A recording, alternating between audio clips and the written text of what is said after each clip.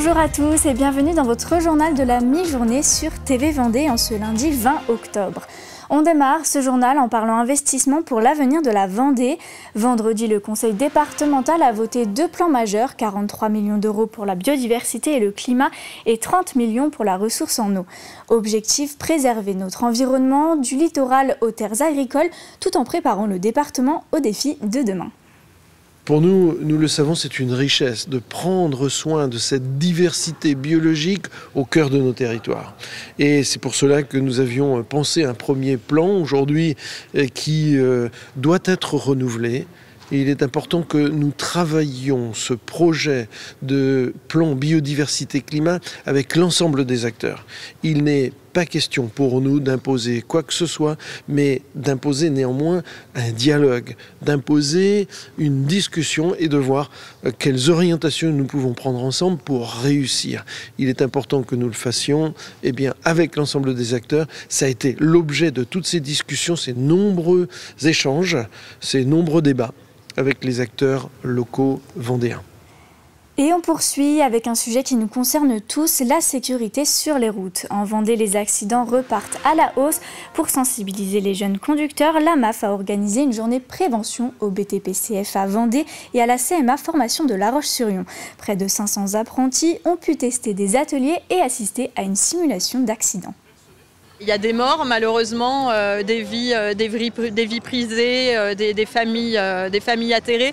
Et puis il y a aussi des accidents qui peuvent être très graves et qui peuvent impacter une vie entière. Vous l'avez vu, quand on est sur ce genre d'événement, notre parti pris côté MAF a été d'avoir une approche très concrète et impactante. Parce qu'on estime que, on va dire, le choc, entre guillemets, des reconstitutions d'ailleurs qu'on a fait pour nous vaut 1000 discours moralisateurs. On veut créer une prise de conscience. En vrai, c'est choquant. J'ai eu le permis il n'y a pas longtemps et ça montre vraiment le danger que c'est en fait, de conduire en voiture et de voir les accidents, ce que ça fait vraiment. Mais ouais, si tu prends une voiture sur le flanc ou n'importe, t'as déjà ta jambe en miettes, tu voles, c'est un peu hard. C'est enrichissant, ça montre vraiment les dangers qu'on encourt sur la route tous les jours et c'est bien, il faudrait faire ça plus souvent pour tout le monde parce que ça montre vraiment tout ce qui se passe, quoi. Et je pense qu'il faudrait même sensibiliser avant d'avoir le BSR. Parce que là, il y en a, ils ont déjà le BSR, il y en a même, ils ont déjà le permis. Alors il faudrait le faire plus dans les collèges, un truc comme ça. Et on reste dans la prévention routière. À l'approche du changement d'heure, la vigilance est de mise. Il fait nuit plus tard le matin et plus tôt le soir.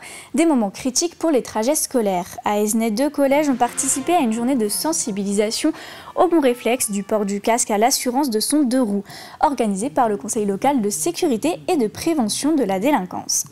Et on termine cette page prévention avec une expérience pour le moins renversante.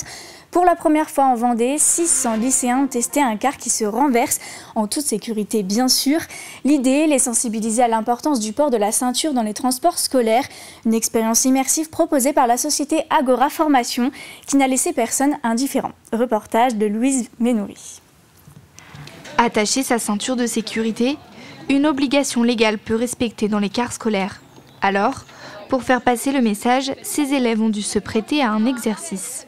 Le car se retourne sur 17 secondes. Or, dans la réalité, il se retourne sur 3 secondes. Et bien sûr, là, on est préparé. Donc déjà, c'est impressionnant lorsqu'on est préparé et on se retourne sur 17 secondes.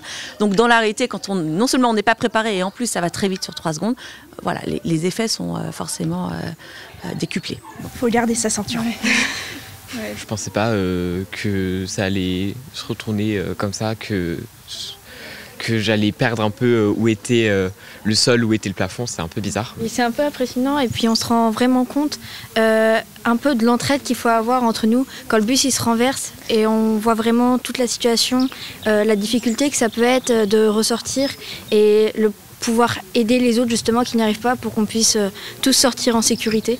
Un atelier unique en France proposé par la société Agora Formation qui rappelle les consignes dans les transports scolaires. Déjà, première des choses, s'asseoir et toujours rester attaché. Et ensuite, leur sac de cours également.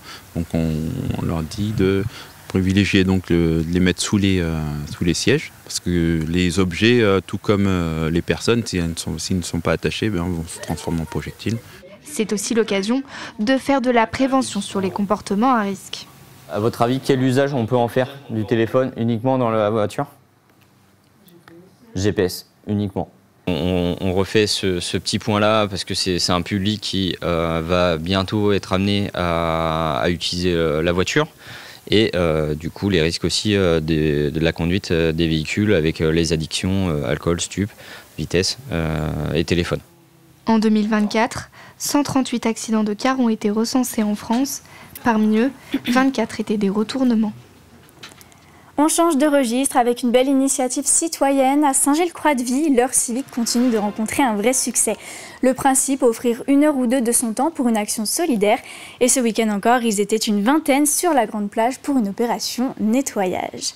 Côté météo désormais, le vent souffle cet après-midi. Des rafales de vent pouvant atteindre 70 km/h dans les terres et jusqu'à 90 sur les côtes. Une vigilance jaune pour vent violent est annoncée jusqu'à ce soir. Soyez donc très vigilants. C'est la fin de ce journal. Merci à tous de l'avoir suivi. On se quitte sur ces images de la 5e édition du Festival de la BD à l'Historial de la Vendée, où l'histoire se redécouvre à travers les planches et le talent des artistes. Très bel après-midi à vous.